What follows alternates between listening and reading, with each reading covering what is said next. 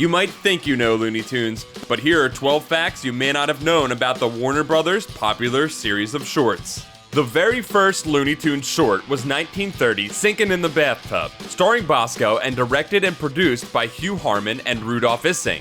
Between 1930 and 1969, Warner Brothers produced over 1,000 shorts under the Looney Tunes and Merry Melodies banners. The names Looney Tunes and Merry Melodies were both inspired by the popular series of Disney musical shorts called Silly Symphonies. Originally, the difference between the two series was that Looney Tunes were black and white, while Merry Melodies were in color. But Looney Tunes began being produced in color in 1942, and soon, there was no real distinction between the two series. The distinctive theme song to Looney Tunes is called The Merry-Go-Round Broke Down, and was written by Cliff Friend. It actually has lyrics, which Daffy Duck can be heard singing in the 1938 short Daffy Duck and Egghead. The Merry Melodies theme was Merrily We Roll Along by Charles Tobias, Murray Mencher, and Eddie Cantor. The original Looney Tunes star was Bosco, who starred in a total of 39 shorts between 1929 and 1938. And yes, he is a little racist caricature.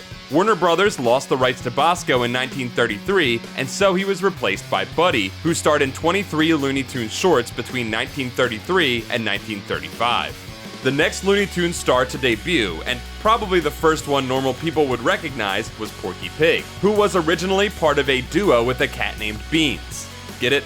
Porky and Beans? Who first appeared in the 1935 short directed by Fritz Freleng, I Haven't Got a Hat. Other major debuts would soon follow, with Daffy Duck appearing in 1937's Porky's Duck Hunt, directed by Tex Avery, the finalized version of Elmer Fudd appearing in 1939's Elmer's Candid Camera, directed by Chuck Jones, and Bugs Bunny appearing in 1940's A Wild Hare, directed by Tex Avery. The last first-run theatrical Looney Tunes short came out in 1969, but the tunes found new life on television starting in the 1950s. Nickelodeon began airing Looney Tunes in 1988 on a show called, fittingly, Looney Tunes on Nickelodeon, which ran until 1999, making it the longest-running animated series on Nickelodeon that is not a Nickelodeon-owned property.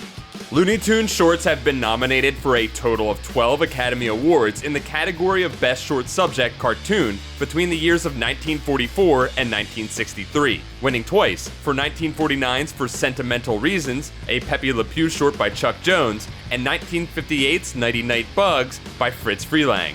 The Looney Tunes characters have been adapted to comic books many times over the years, including Looney Tunes and Merry Melodies comics from Dell Publishing, which ran for 246 issues from 1941 to 1962, solo series for Bugs, Porky, Tweety and Sylvester, Daffy, and the Roadrunner, also from Dell, a series from DC Comics that's been running since 1994, and even more.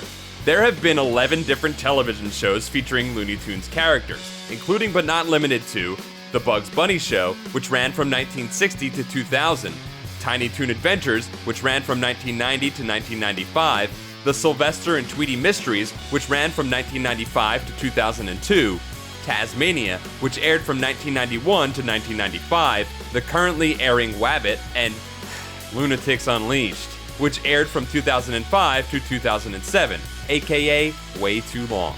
But what about feature films? Well, these include 1975's Bugs Bunny Superstar, 1979's The Bugs Bunny Roadrunner Movie, 1981's The Looney Bugs Bunny Movie, Bugs Bunny's third movie in 1982, Daffy Duck's Fantastic Island in 1983, Daffy Duck's Quackbusters in 1988, Looney Tunes Back in Action in 2003, and cameos in 1988's Who Framed Roger Rabbit, and definitely no others.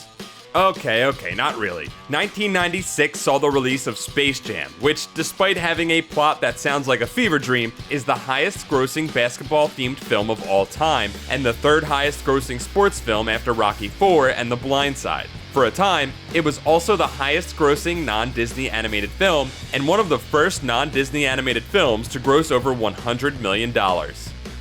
That's it for this episode of You Think You Know Cartoons. Don't forget to like this video, subscribe to Comics Alliance for more cartoon facts, and check out comicsalliance.com for more cartoon awesomeness.